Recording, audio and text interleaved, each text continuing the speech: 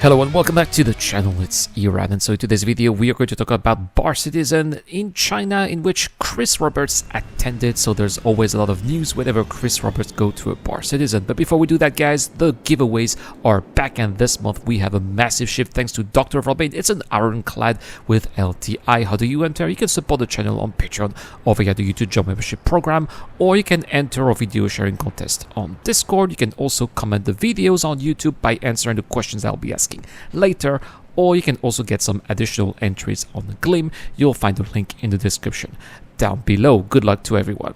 So let's talk about this Bar Citizen from Shenzhen.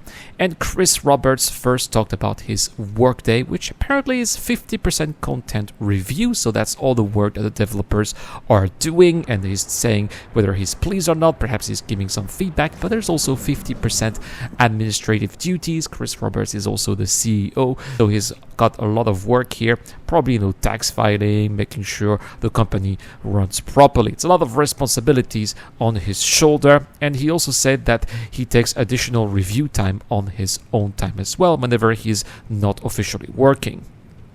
They also talked about Squadron 42, and of course, since it was in China, they asked a lot of questions regarding the Chinese localizations, for example, voices in-game and text. And yes, Squadron 42 will have the full Chinese localization, with Star Citizen sometimes coming after. That's the long term here. Aaron Roberts also mentioned specific improvements to the online presence for these non-English communities, and so they are, for example, taking feedback from community members as of what is going to be their next priority.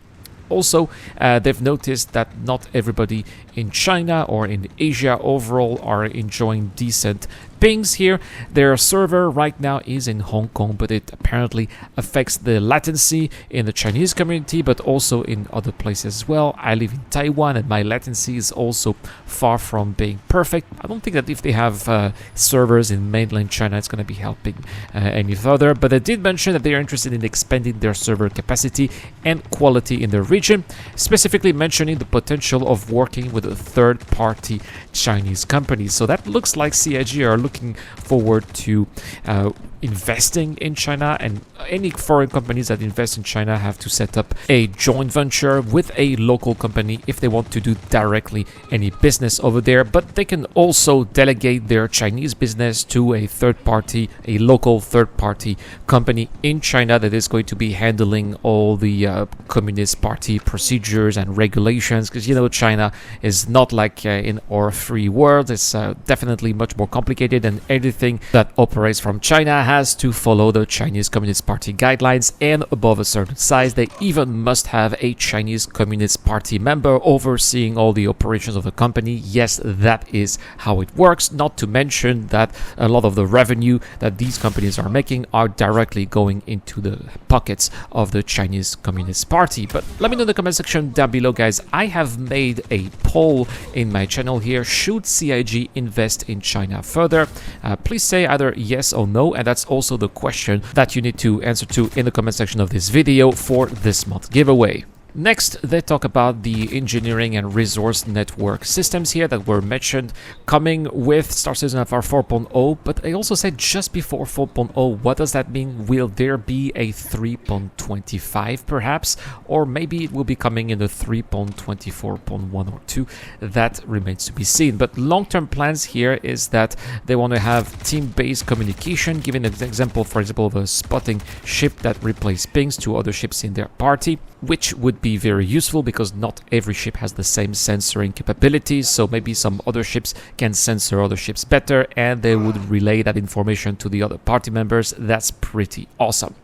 They also clarified that Star Citizen 1.0 will be the first full release of Star Citizen. Of course, there will be other releases in the future as more features will be coming online. We should be expecting in the very long term a 2.0, a 3.0, and so on. When talking about plans for long-distance engagement, they specified that their design direction is in relation to Star Wars or The Expanse as goals for their visual feel, and clarified that the majority of combat will take place in this short range, which makes sense sense, right? It's much more fun when you get to see the ships that you are fighting. They also confirmed that their overall goal is to have every ship as a gold standard state for 1.0. The Constellation in particular was mentioned as an outdated example, which will be updated to the current standard between now and their initial 1.0 release. The Aurora and the Mustang were also mentioned, and they stated that their goal is to have them capable of completing all of the base gameplay loops. The Polaris is apparently a week away from its Grey Box Gate review and confirmed that a separate station will be required for the torpedo functionality, so that means that the pilots will not be firing the torpedoes of the ship. As far as the Badu Merchantman, well, it has not received any additional work, and the Nautilus is also not in production. Chris teased some fishing here. They know that here at CIG that the players want some fishing, but it's not something that will happen in the long term. But they did mention that there are going to be more animals in planet ecosystems. They mentioned more creatures in the immediate future alongside 4.0, and that's going to be including both predators and prey, and so the roster of creatures should be increasing as we get toward 1.0. The plan for having more items that are hard to obtain is also something that they want to have here through, for example, long-term investment in the game as well as risky traversal. For example, they gave the example of a legendary weapon that should be purchasable in a single area in Paro. Apparently, it's going to be a weaponsmith that's going to be in Paro, and that's going to be requiring a certain level of reputation to obtain. Also, they mentioned that this would serve as a motivation for players for high-value trade items to sell in the player economy. So let's say you manage to get that weapon that's really worth a lot of money. Well, you are going to be selling it for even much more in the standard system, for example. They did talk about group bed logging, which we haven't seen in a very long time, which that means that players in a multi-crew ship will be bed logging out in the same ship. It's something that will come out in the distant future, but the earliest would be sometime in 2025.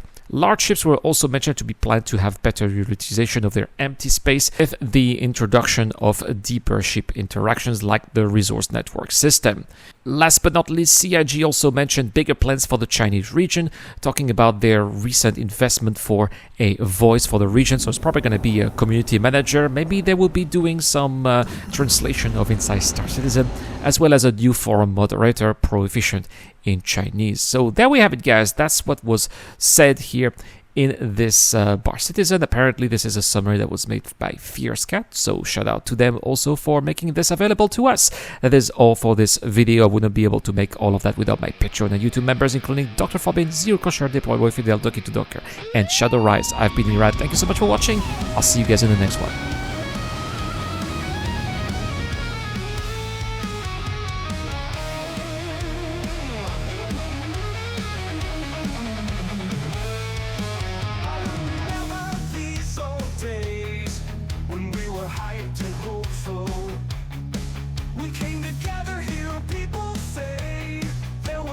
Time we would rule, but for that we had to pay.